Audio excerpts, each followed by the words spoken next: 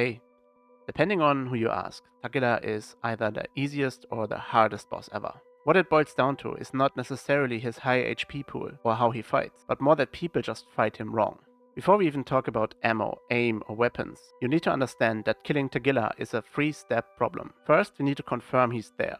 We do that by throwing nades basically from the spawn point to get him to talk. Once we know he's on the map, we want to control where we fight him. Last but not least, we choose a kill method that actually matches our loadout. Most of the deaths happen because one of these 3 steps is skipped. The first mistakes people make is treating Tagilla like a random factory encounter. He really isn't if you know what you do. If you don't know whether he is present, you're already reacting instead of controlling the raid. The easiest and safest way to confirm him is by forcing a voice line. A single grenade thrown into common factory areas often triggers him immediately. His voice is very distinct, and once you hear it, you know 2 things. He's alive, and he's close enough to matter.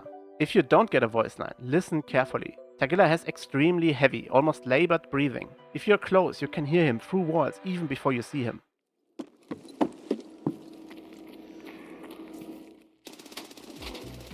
That sound cue alone gives you enough information to slow down and plan. This step matters because running into Tagilla by accident is how most deaths happen.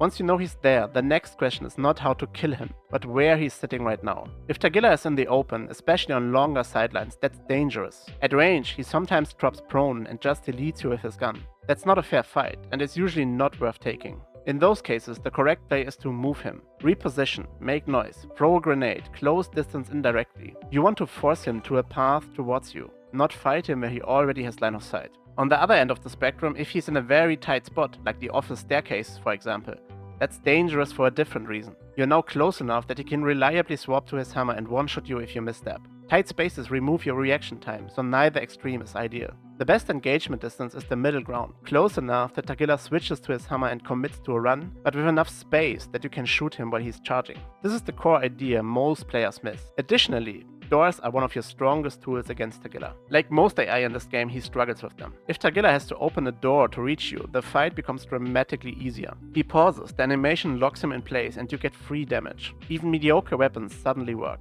Anytime you can put a door between you and Tagilla and bait him through it, you tilt the fight massively in your favor. There's also a well-known bottom floor window bait, where you position yourself so Tagilla tries to reach you but physically can't. He just kind of breaks.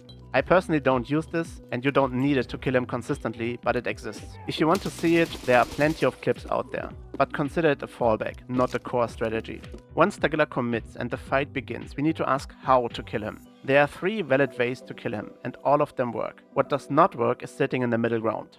If you're killing him for the first time, I suggest a full auto rifle like an M4 with large mags that lets you just commit to center mass and overwhelm him. You're not trying to be clever, you're trading ammo for certainty. This works because Tagilla does not dodge well when charging. If you keep pressure on him during the run, he dies before the hammer even matters. This is my default approach. It's simple, reliable, and doesn't require perfect aim. If you're running something like an SVD or a bolt action with proper ammo, the fight becomes very short, but very dangerous as well. 1 or 2 clean headshots and he's done. Yes, the important part here is ammo. This only works if your rounds actually penetrate, otherwise you're just poking armor and buying yourself a hammer to the face. This method can be clean, fast, and ammo efficient, but it punishes mistakes and of course only works if you actually have good ammo. The last option is flash damage. Tagilla's stomach and legs are vulnerable, and his back of the head is often exposed during movement. High flash damage rounds absolutely shred him if you commit properly.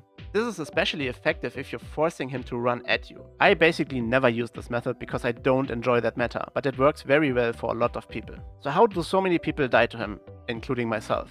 Well, they don't fight him at a proper location, or they bring ammo that is too weak to penetrate armor and too low flash damage to make leg meta effective.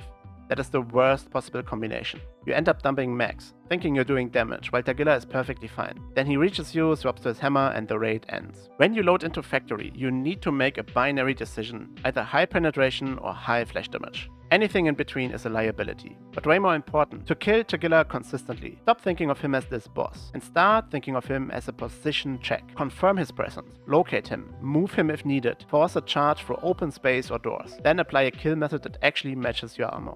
If you do it in this order, Tagilla stops being scary very quickly. And if you don't, well, he reminds you why he is the factory chief. Before we end this video, let's look at the following footage. Training run because I didn't want to deal with PMCs that might contest him and I wanted him to have a 100% spawn chance. By the way, training runs are a great way to practice him. In this run he's actually difficult to find, and I fight him with a stock AK-47 with BT ammo, so not exactly ideal. I hope this guide was helpful to you. If so, it would be very kind if you like and subscribe to the channel. See you in the next one. Bye bye.